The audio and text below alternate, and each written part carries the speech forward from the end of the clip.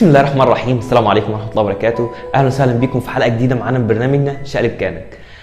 حلقه جديده بسؤال جديد معانا من استاذه ايه حسين. استاذه ايه حسين كانت بتسال بتقول انا عملت نفس اللي انت بتقول عليه، ولكن الشخص اللي قدامي فيه موضوع او فكره في دماغه مش راضي يتخلى عنيها خالص. اعمل ايه معاه؟ عايز اقول لك ان احنا كبشر عقليتنا مش واحد وكشخصياتنا مش واحد، كل واحد بيتعامل بطريقه مختلفه. علشان خاطر كده تابعينا في الحلقات اللي جايه، هنتكلم فيها عن الشخصيات، هنتكلم فيها عن انماط الشخصيه والانظمه التمثيليه علشان نعرف نتعامل مع كل شخص في حياتنا ونعرف احنا شخصيتنا ايه. ده السؤال الاول. السؤال الثاني كان جاي لي على الصراحه، حد بيبعت لي بيقول لي انا كنت متابع الحلقات القديمه بتاعتك من برنامج شقلب كيانك وكنت مبدعين وكان في شويه اسئله عايز اسالها لكم. والسؤال الاول كان اللي هو انتوا ازاي بتقسموا الادوار ما بينكم وازاي كنتوا بتشتغلوا البرنامج كامل مع بعض. تاني حاجه وهو مين اكتر حد كان مبدع فيكم وهل ممكن ترجعوا تاني ولا لا.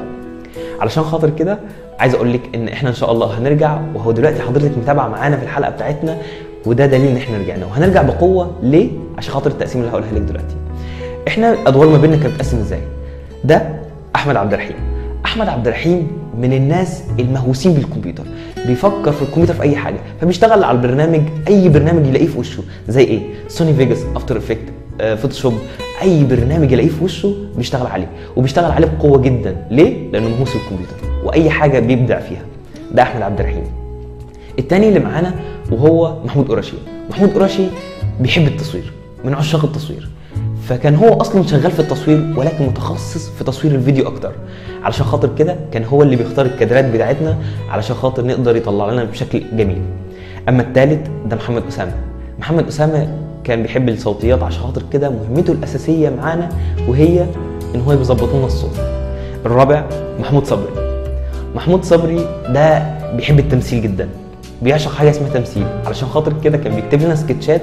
البرنامج بتاعنا بيتكلم عن موضوع معين فبيكتب سكتش بنفس الموضوع بتاعنا ولكن كوميدي، بيوصل رساله احسن بطريقه سلسه اكتر. وده كان محمود صبري.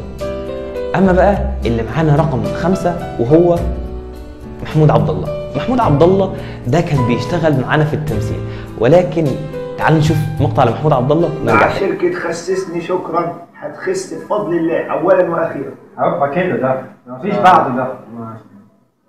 بسم الله الرحمن الرحيم. ما نورش بعد مولانا، انت اشرب على طول بالشفا ان شاء الله. احسن. ايه ده؟ نهار اسود ده مات يا معلمي. يا راجل. والله انا معلمك في المواقف اللي زي دي ايه يا الجاري بس بقى ده كان محمود عبد الله. اما انا هشام مبارك، مدرب تنميه بشريه، معتمد المركز الكندي بمونتريال كندا، معتمد من جامعه عين شمس، معتمد من جامعه جنوب الوادي، ومدير قطاع التنميه البشريه بمركز فيوتشر جيت. وعشان كده بكون معاكم انا في الاعداد والتقديم. وده الفريق بتاعنا. ولكن انضم لينا ياسين زكريا. انضم لينا ياسين زكريا وهو اللي عمل الانترو زي ما حضراتكم شفتوه من شويه. كده الفريق بتاعنا كمل. مين اكتر واحد كان مؤثر فينا في البرنامج بتاعنا؟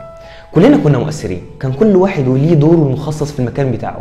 علشان خاطر كده كلنا كنا بنحتاج لبعض وكلنا كنا بنكمل بعض، وده اهم حاجه كانت عندنا، هي روح الفريق، كلنا بنكمل بعض. ده التقسيمه بتاعتنا. اما بقى انتظرونا في الحلقات اللي جايه، هنشتغل معاكم اقوى، وخصوصا الفتره اللي جايه دي فتره الامتحانات. وعشان خاطر كده مجهز لكم الحلقه اللي جايه هنتكلم عن المذاكره. ليه كان عندنا ناس بتذاكر من اول السنه وتيجي في يوم الامتحان مش بتجيب نفس التقدير اللي بيجيبه شخص تاني بيمتحن وبيذاكر فتره قبل الامتحان بكام يوم. يمكن احنا نكون من الشخصيات اللي بتذاكر قبل الامتحان بكام يوم، ولكن احنا مش عارفين الطريقه العلميه ليها ازاي.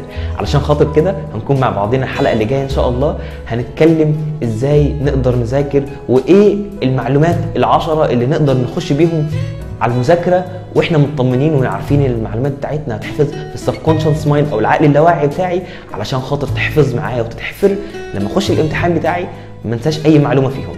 فتابعونا في الحلقات اللي جايه ان شاء الله. الحلقات بتاعتنا هنحددها لكم. يعني ايه؟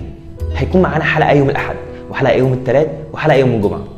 حلقه الجمعه دي هننتظر فيها الاسئله بتاعتكم كلها وتعليقاتكم كلها ونعرضها يوم الجمعه في فيديو مطول لينا كلنا. اما اليومين التانيين هنبدا نشرح فيهم ونعرض لكم فيهم فيديوهات. وما تنسوش لايك وشير وسبسكرايب، وهنسيب لكم اللينك بتاع الفيديو تحت. شكرا.